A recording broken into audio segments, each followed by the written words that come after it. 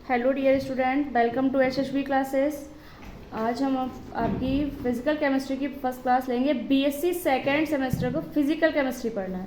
ये मेजर और माइनर दोनों स्टूडेंट्स के लिए है। जिनका मेजर है उन्हें भी एग्ज़ाम देना है, माइनर है उनको भी देना है। पेपर मोड जो कि आपको पता है कि इस बार ऑब्जेक्टिव रहने वाला है। ठीक है, let's start.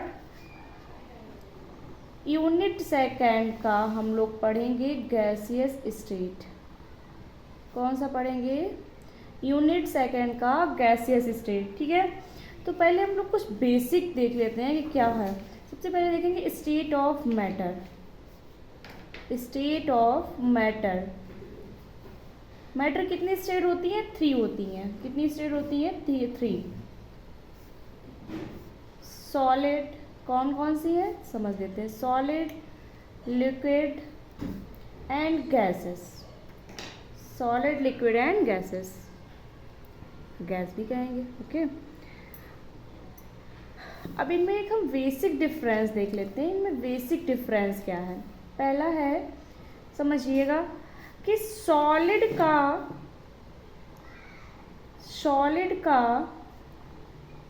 Shape and volume fix होता है। सॉलिड का शेप एंड वॉल्यूम कैसा होगा? फिक्स रहेगा। वेयरएज लिक्विड का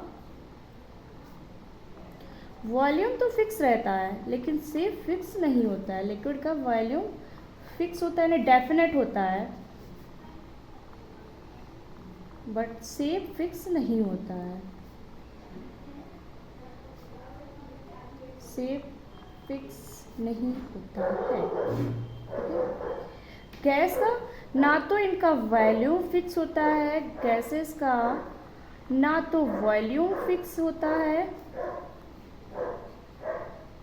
और ना ही इनकी शेप फिक्स होती है।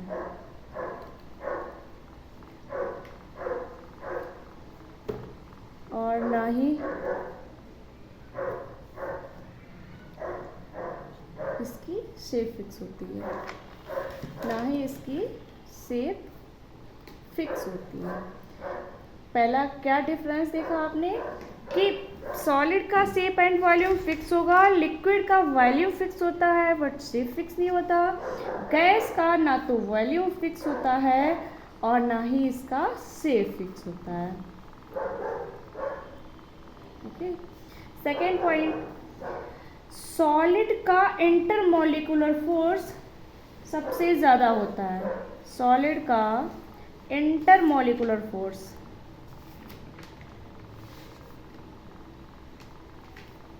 सबसे ज़्यादा होता है।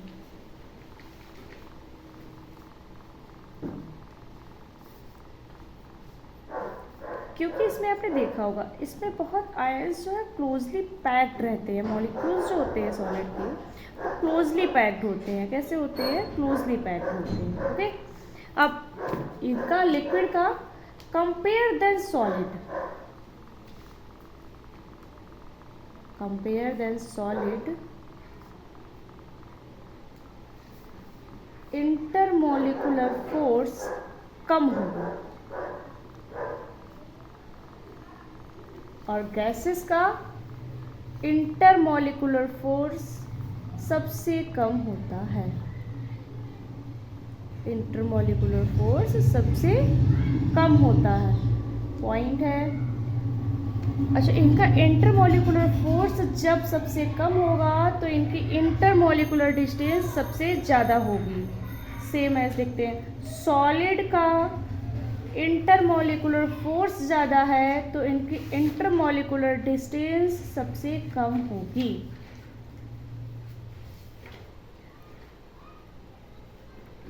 जैसा कि हमने आपको भी एग्जांपल में दिखाया कि जो ये आयंस हैं, मॉलिक्यूल्स हैं, इनके बीच बहुत कम डिस्टेंस है, क्लोजली पैक्ड, बता चुके हैं आपको कि क्लोजली पैक्ड रहेंगे।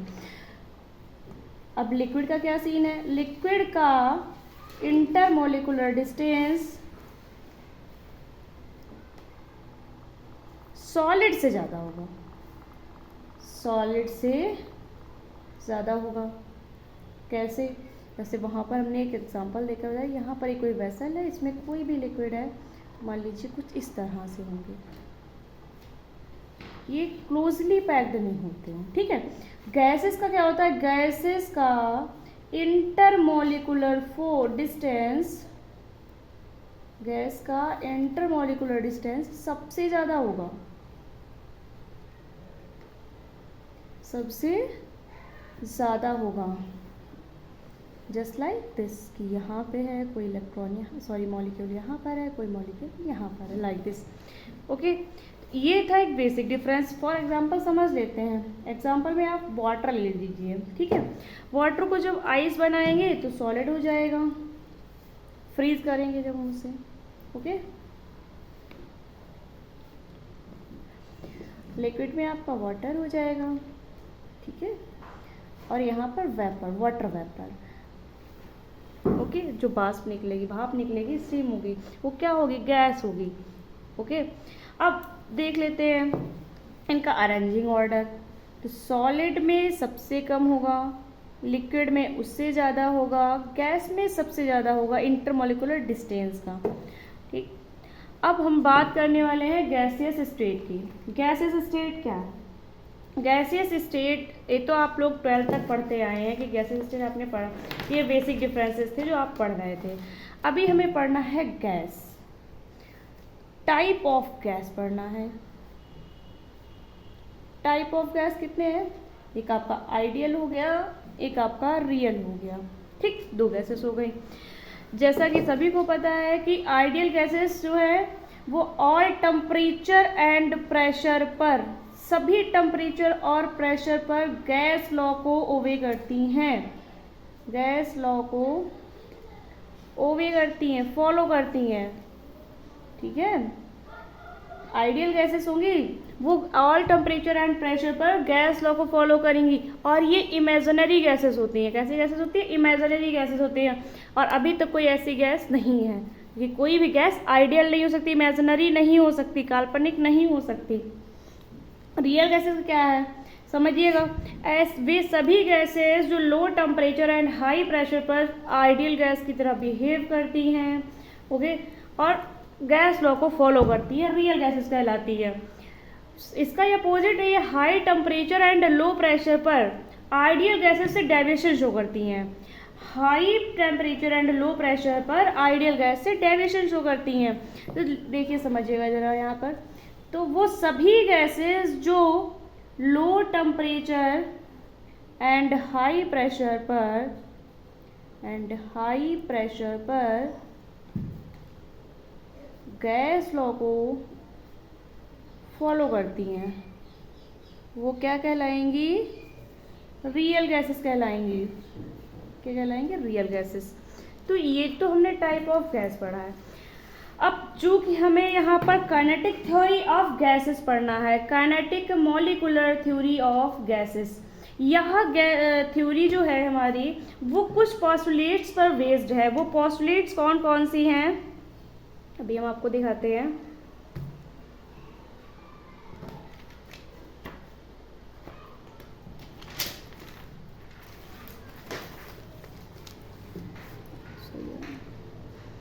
वो पोस्टुलेट कौन कौन सी हैं लिखा हुआ है। एक गैस में लार्ज नंबर्स में माइन्यूट पार्टिकल्स होते हैं जिन्हें मॉलिक्यूल्स कहते हैं। इनका एक्चुअल वॉल्यूम गैस के टोटल वॉल्यूम के कंपैरिजन में निगलेक्ट होता है क्योंकि इनके मॉलिक्यूल स्मॉल होते हैं। फर्स्ट पॉइंट समझिएगा कि एक गैस में जितने भी छोटे छोटे पार्टिकल्स हैं वो लार्ज नंबर में है, जिन्हें हम क्या कहेंगे, मॉलिक्यूल कहेंगे। और इनका जो एक्चुअल वॉल्यूम है यानी कि गैस का जो एक्चुअल वॉल्यूम है वो टोटल वॉल्यूम के कंपेयर में निग्लिजिबल होता है, निगलेक्ट होता है। क्यों होता है? क्योंकि इनके मॉलिक्यूल्स स्मॉल होते हैं। ठीक, सेकेंड पॉइंट है हमारा, गैस के मॉलिक्यूल रैपिड मोशन से ऑल पॉसिबल डायरेक्शन में मूव करते हैं तथा ये आपस में या वेसल की बॉल्स पर टकराते हैं। अब क्या है कि गैस के मॉलिक्यूल जो हैं वो रैपिड मोशन, रैपिड मीन्स आप जानते हैं कि तेजी से मोशन करेंगे और जितनी भी पॉसिबल डायरेक्शन होगी उन सभी में मूव करेंगे। गैस के मॉलिक्यूल्स क्या करेंगे, रैपिड मोशन से सभी पॉसिबल डायरेक्शन में मूव करेंगे तथा ये क्या बताया कि कोई आप सपोज एक गैस आपने रूम है, रूम में जो है आपने कुछ भी मान लीजिए आप धूपबत्ती लगा दिया कहीं पे, ठीक है, तो उसमें क्या है कि वो धूपबत्ती का ऐसा तो नहीं कि फिक्स है, वो उतनी ही पोजीशन में वो उसका धुआं रहेगा, पूरे में वो तो डिफ्यूज़ हो, क्योंकि गैसेस डिफ्यूज़ होती है, डिफ्यूज़ होगी पूरे रूम में फैलेंगी। अब वो क्या होगा कि आप रूम में दीवारों से टकराएंगी, आपस में ही क्या होगी, दीवारों में ही आपस से टकराएगी, बंद कमरे की बात हो रही है, ठीक। थर्ड पॉइंट है मॉलिक्यूल कंप्लीटली इलास्टिक होते हैं, इनके आपस में कोलेजन के कारण काइनेटिक एनर्जी में कोई लॉस नहीं होता। ये क्या है, इलास्टिसिटी इनमें बहुत ज़्यादा होती है, इसलिए इसमें कोई काइनेटिक एनर्जी का लॉस नहीं होता है। ओके, फोर्थ पॉइंट है मॉलिक्यूल्स के बीच या मॉलिक्यूल्स के बीच और या मॉलिक्यूल्स और वेसल के वॉल के बीच कोई अट्रैक्शन फोर्स नहीं होता, यानी कि मॉलिक्यूल्स के बीच और मॉलिक्यूल के वेसल की वॉल के बीच कोई अट्रैक्शन फोर्स नहीं होता है जिसमें गैस कंटेन होती है, यानी जिसमें गैस कंटेन होगी उनके बीच कोई अट्रैक्शन फोर्स नहीं होगा। अब किसी गैस के मॉलिक्यूल की काइनेटिक एनर्जी उसके एब्सोल्यूट टेम्परेचर के प्रोपोर्शनल होती है, किसी गैस के मॉलिक्यूल की काइनेटिक एनर्जी उसके एब्सोल्यूट टेम्परेचर के प्रोपोर्शनल होती है। देखिएगा जरा,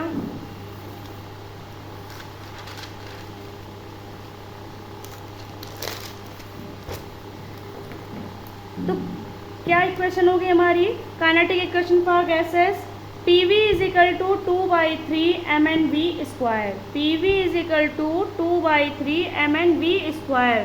गैस मॉलिक्यूल्स की मोशन पर ग्रेविटी का कोई इफेक्ट नहीं होता, पॉइंट नोटेड है, गैस मॉलिक्यूल की मोशन पर ग्रेविटी का कोई इफेक्ट नहीं होता।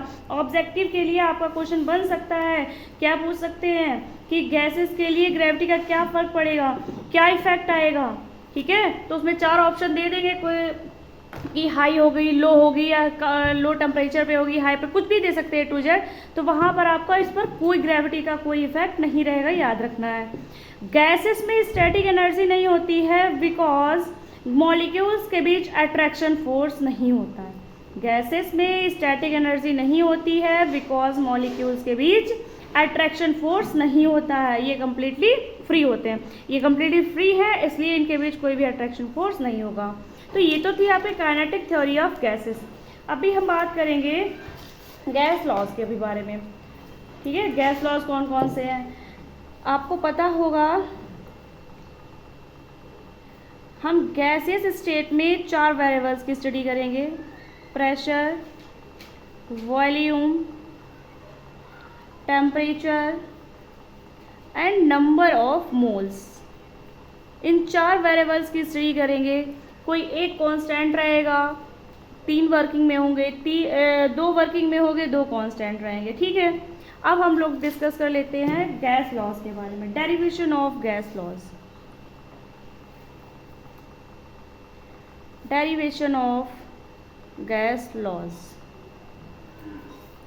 इसमें हमारा पहला है बॉयल्स लॉ, दूसरा हमारा है चार्ल्स लॉ, थर्ड हमारा है पीटी लॉ, और इसे आम्टन लॉ भी, आम्टन लॉ कहते हैं, आम्टन एक साइंटिस्ट थे, उनके नेम पर इस लॉ को रखा गया था। ओके,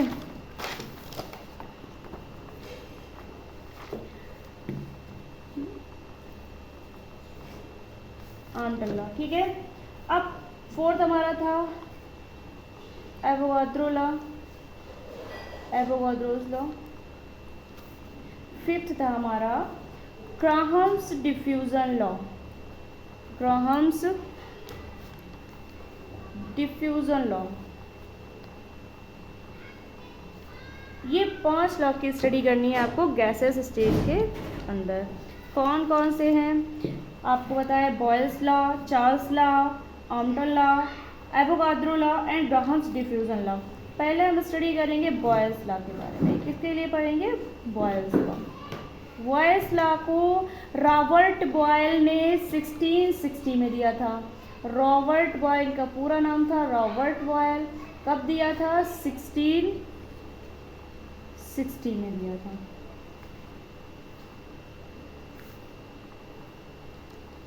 ठीक, क्या बताया था इन्होंने, according to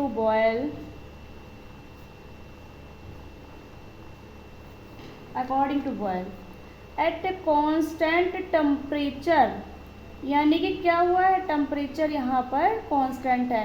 कांस्टेंट टेम्परेचर पर किसी गैस की डेफिनिट क्वांटिटी का वॉल्यूम उसके प्रेशर के इन्वर्सली प्रोपोर्शनल होता है। समझिएगा ध्यान से, क्या कह रहे हैं, किसी गैस की डेफिनिट क्वांटिटी का वॉल्यूम उसके प्रेशर के इनवर्सली प्रोपोर्शनल होता है, कुछ इस तरह से, V proportional to 1/P। Okay, अब प्रोपोर्शनल का साइन हटाएंगे, क्योंकि हमें यहाँ पर पता है कि T हमारा क्या है, कांस्टेंट है। हमने बताया था हमें 4 वेरिएबल्स देखने को मिलेंगे गैस लॉज में। अब यहाँ पर हमें कौन कौन से दिख रहे हैं, वॉल्यूम एंड प्रेशर, तो 2 कौन कौन से कांस्टेंट हो गए आपका, एक N हो गया कांस्टेंट, एक T हो गया। तो N और T यहाँ पे कांस्टेंट है।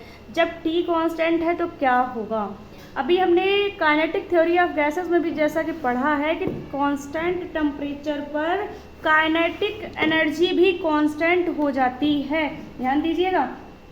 तो यहाँ पर हम प्रोपोर्शनल पहले इसको सॉल्व करते हैं, B प्रोपोर्शनल टू 1/P, तो V = K/P हो गया। क्रॉस मल्टीप्लाई करेंगे, हमारा आएगा PV = कांस्टेंट, PV = कांस्टेंट। यही बॉयल का लॉ है, this is law of Boyle's या बॉयल्स लॉ, ये बॉयल का नियम है। ठीक, अब जब इस पर काइनेटिक एनर्जी पर क्या इफेक्ट रहेगा वो भी आपको बताएंगे। पहले समझ लेते हैं कि अगर कोई गैस या इसका मास का प्रेशर P1 से, मान लीजिए, लेट अस कंसीडर किसी गैस के दिए हुए मास का प्रेशर P1 से P2 हो जाता है और वॉल्यूम V1 से V2 हो जाता है, तब क्या होगा, कि P1 V1 = K, इसको हमने 1 मान लिया, P2 V2 = K, इसको हमने 2 मान लिया। इक्वेशन 1 बन गई, इक्वेशन 2 बने। दोनों को फ्रॉम इक्वेशन 1 एंड 2, इन दोनों को जब हम इक्वल करेंगे तो क्या होगा हमारा, P1 V1 = P2 V2। जहाँ पर प्रेशर और वॉल्यूम चेंज होगा वहाँ पर हम इस फॉर्मूले का यूज़ करेंगे।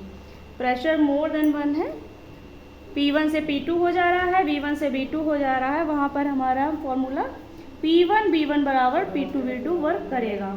ठीक, अब जैसे कि हमने काइनेटिक थ्योरी ऑफ गैसेस में बताया था कि एट कांस्टेंट टेम्परेचर, यानी कि टेम्परेचर क्या है, वो कांस्टेंट रहेगा, तो गैस की काइनेटिक एनर्जी भी कांस्टेंट रहेगी, गैस की काइनेटिक एनर्जी भी कांस्टेंट रहेगी।